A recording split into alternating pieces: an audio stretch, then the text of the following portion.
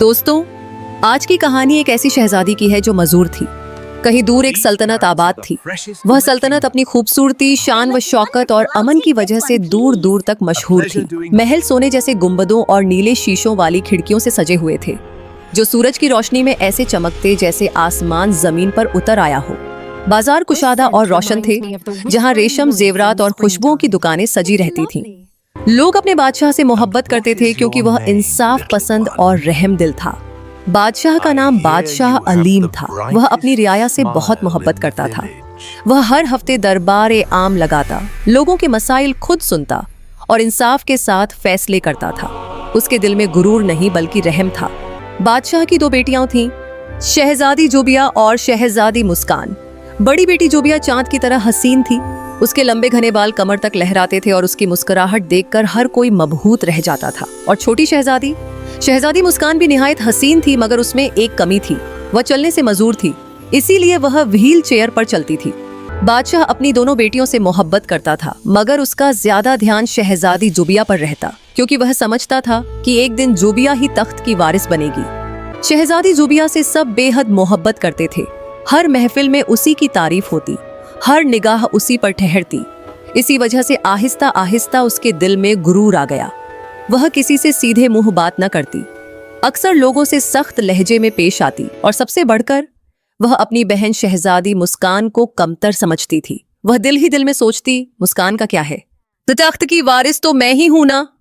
शहजादी मुस्कान का रवैया बिल्कुल मुख्तलिफ था। वह मजूर थी, मगर उसके दिल में किसी के लिए शिकायत न थी। वह नरम लहजे में बात करती, खिदमतगारों की मदद करती और महल के बाग में बैठकर परिंदों को दाना डालती रहती। मगर शहजादी जोबिया अक्सर उसे ताना देती। वह हंसते हुए कहती, आ गई मजूर शहजादी। शुरू में मुस्कान खामोश रहती, सिर्फ हल्की सी मुस्कुराहट के साथ बात टाल देती। मगर आहिस्ता आहिस्ता पूरे महल में लोग उसे उसके असल नाम से कम और मजूर शहजादी कहकर ज्यादा पुकारने लगे। और यह बात उसके दिल को जरूर छूती थी, लेकिन उसकी जुबान पर फिर भी सब्र ही आता था। एक दफा महल में एक बड़ी तकरीब मुनाकिद हुई, जो दूर दूर की सल्तनतों से मेहमानों को मधु करने के लिए रखी गई थी। शहजादी जोबिया इस तकरीब में मुकम्मल मसरूफ थी, क्योंकि वह चाहती थी कि सबके सामने सबसे हसीन और दिलकश नजर आए। हर एक की नजरें उसी पर टिकी हों, हर कोई उसके हुस्न की तारीफ करे। शहजादी मुस्कान, जो मजूर थी, अपनी हालत की वजह से खुद तैयार नहीं हो सकती थी और न ही तकरीब में आ सकती थी। मगर जोबिया के गुरूर ने हद पार कर दी। उसने तमाम महल के मुलाजिमों को सख्ती से हुक्म दे दिया, कोई भी शहजादी मुस्कान के पास न जाए, न उसे तैयार करे और न ही उसे तकरीब में ले जाए। और जो भी इस हुक्म की खिलाफ वर्जी करेगा, उसे सख्त सजा दी जाएगी। शहजादी मुस्कान काफी देर तक इंतजार करती रही, मगर महल में कोई भी उसके पास न आया। आखिरकार उसकी खादिमा आया आई, जो हमेशा मुस्कान को समझती और उससे मोहब्बत करती थी। अपने हाथ में खाने की ट्रे लिए कमरे में दाखिल हुई। मुस्कान ने हैरानी से पूछा, आप क्यों आई? किसी ने तो मुझे याद भी नहीं किया। आया ने सब सच बता दिया। मुस्कान को दुख तो बहुत हुआ, मगर उसने हंसते हुए कहा, कोई बात नहीं, मैं ठीक हूँ। आया ने खाना पेश किया और फिर चली गई। शहजादी मुस्कान खुद को बहुत अकेला महसूस करने लगी। दिल भरा हुआ था, आंखों में नमी थी, मगर उसने किसी से कोई शिकायत नहीं की। वह खामोशी से अपनी व्हील चेयर पर बैठकर खिड़की की तरफ देखती रही। बादशाही महल में शहजादी जोबिया की ताजपोशी का दिन था। सब लोग अपनी अपनी जगहों पर मसरूफ थे। शहर के बादशाहत वाले मेहमान और महल के मुलाजिम हर तरफ धूम मचा रहे थे। शहजादी जोबिया तैयार होकर आई, अपने सबसे कीमती और शानदार लिबास में, चमकती हुई गहरी नीले और सुनहरी रंग की मिक्सिंग के साथ, और हर किसी की नजरें उसी पर टिकी थीं। शहजादी मुस्कान भी वहां मौजूद थी। वह अपनी व्हील चेयर पर बैठी थी और खामोशी से अपनी बहन को देख रही थी। बादशाह ने ताज लेकर जोबिया के सर पर रखा। सब लोग खुशी से तालियां बजा रहे थे। जोबिया फख्र से तख्त पर बैठी। खादिमा ने शहजादी मुस्कान के लिए जूस का गिलास लाया, जी, मगर वह उसके हाथ से फिसल गया और सीधा जोबिया के कपड़ों पर गिर गया। जोबिया ने फौरन कहा, यह तुमने जानबूझकर किया है? तुम मुझसे जल रही हो, इसलिए यह किया? मुस्कान की आंखों में आंसू आ गए। वह रोती हुई बोली, नहीं, ऐसा मेरा कोई इरादा नहीं था। मैंने जानबूझकर कुछ नहीं किया। बादशाह ने फौरन मुलाजिम को हुक्म दिया, इसे फौरन अपने कमरे में ले जाओ। मुस्कान खामोशी से कमरे की तरफ गई। दिल भरा हुआ, मगर जुबान पर सब्र और आजिज़ी। शहजादी मुस्कान अपने कमरे में तन्हा रहती। कभी कभी वह महल के बाग की तरफ जाती, जहां फूल, दरख्त और परिंदे उसके सबसे बेहतरीन दोस्त होते। वह उनसे बातें करती, अपने दिल की बातें शेयर करती और कभी कभी हंस भी देती, जैसे कोई उसे समझ रहा हो। एक दिन शहजादी जुबिया अपने सिपाहियों के साथ जंगल में शिकार पर गई। शहजादी जुबिया शिकार के लिए सिपाहियों के साथ घोड़े पर जा रही थी। इतने गहरे जंगल में चलते चलते जुबिया को अचानक प्यास लग गई। सिपाही पानी की तलाश में इधर उधर फैल गए। हर तरफ दरख्त और घना सब्जा था और रास्ते अलग अलग हो गए। अचानक एक सिपाही ने खुशी से आवाज, शहजादी, पानी। सबकी नजरें उसकी तरफ गईं और सबने देखा कि एक छोटी लेकिन साफ नदी जंगल के बीच बह रही थी। शहजादी जुबिया पानी पीने के लिए झुकी, मगर अचानक किसी चीज ने उसे पानी के अंदर खींच लिया। सिपाही सब परेशान हो गए। एक सिपाही चीख कर बोला, ये जादुई नादी है। ये नादी बुरे लोगों को अपने अंदर खींच लेती है और अच्छे लोगों की एक ख्वाहिश पूरी कर देती है। सब लोग खौफजदा होकर पीछे हटे। सिपाही घोड़ों पर सवार होकर महल वापस आए और हर चीज बादशाह और दरबार के सामने बताई कि कैसे नदी ने शहजादी जुबिया को अपने अंदर खींच लिया। सब लोग हैरानी और खौफ से एक दूसरे की तरफ देखने लगे।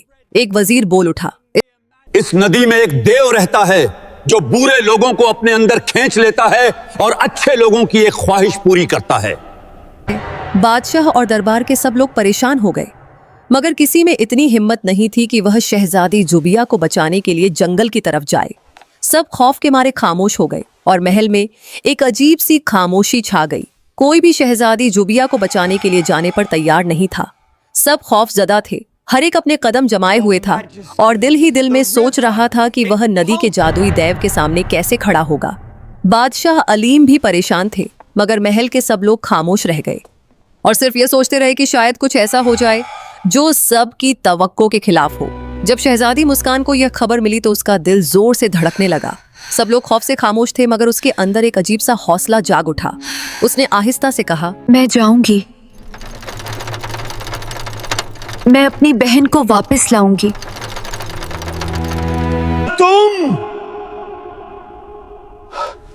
वहां तो देव रहता है। शख्स बेइख्तियार बोल उठा, तुम कैसे जाओगी? तुमसे तो चला तक नहीं जाता। मगर शहजादी मुस्कान ने पुरसुकून अंदाज में सबकी तरफ देखा। उसकी आवाज नरम थी, मगर इरादा मजबूत। रास्ता सिर्फ पांव से तय नहीं होता, हिम्मत और नीयत भी इंसान को मंजिल तक पहुंचा देती है। मैं जाऊंगी। बादशाह अलीम अपनी बेटी को देखते रहे। उस लम्हे उन्हें पहली बार अपनी छोटी बेटी के अज़्म का एहसास हुआ। उन्होंने फौरन हुक्म दिया, शहजादी मुस्कान के लिए खास रिथ तैयार किया जा। चंद ही लम्हों में एक मजबूत और महफूज रथ तैयार किया गया, जो तेज रफ्तार घोड़ों से बांधा गया था। रथ के अंदर शहजादी की व्हील चेयर को मजबूती से जमा दिया गया ताकि सफर में उसे कोई तकलीफ न हो। 2 वफादार सिपाही उसके साथ मुकर्रर किए गए। रथ महल के दरवाजों से बाहर निकला और सबकी नजरें मुस्कान पर थीं। आज पहली बार लोग उसे तरस से नहीं बल्कि एहतराम से देख रहे थे। जंगल के करीब पहुंचकर रथ रुका। सिपाहियों ने एहतियात से व्हील चेयर नीचे उतारी। शहजादी मुस्कान आहिस्ता आहिस्ता नदी के करीब पहुंची। उसने झुककर नदी के पानी में अपना हाथ डाला। अचानक पानी में लहरें तेज हुईं और एक देव पानी से बाहर नमूदार हुआ। वह गरजदार आवाज में बोला, मैं तुम्हारी एक ख्वाहिश पूरी करूंगा। बताओ क्या चाहती हो? मुस्कान ने बिना झिझक कहा, मेरी ख्वाहिश है कि आप मेरी बहन शहजादी जुबिया को आजाद कर दें। तुम अपनी बहन की रिहाई क्यों मांग रही हो? तुम खुद भी तो माजूर हो। अपने लिए सेहत क्यों नहीं मांगती? मुस्कान ने पुरसुकून लहजे में जवाब दिया, मेरी बहन मेरे लिए ज्यादा जरूरी है। अगर वो वापस आ जाए तो यही मेरी सबसे बड़ी खुशी होगी। देव कुछ लम्हे खामोश रहा, फिर बोला, मैं हर सूरत ख्वाहिश पूरी करता हूँ। तुम्हारी बहन आजाद है। अचानक पानी से शहजादी जुबिया बाहर आ गई। ये कैसे हुआ? देव ने मुस्कान की तरफ देखकर कहा, तुम्हारी नेकी के बदले में मैं तुम्हें एक इनाम देता हूँ। इस नदी का पानी पी लो, तुम ठीक हो जाओगी। मुस्कान ने आहिस्ता से पानी पिया।